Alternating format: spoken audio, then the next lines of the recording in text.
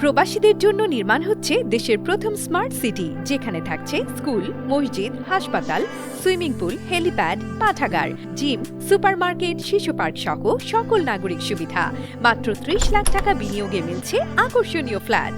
Platinum ইনভেস্টরদের জন্য ঢাকা বিমানবন্দরে ভিআইপি প্রোটোকল সুবিধা। বিস্তারিত জানতে যোগাযোগ করুন স্ক্রিনে দেয়া হোয়াটসঅ্যাপ অথবা ইমো নাম্বারে।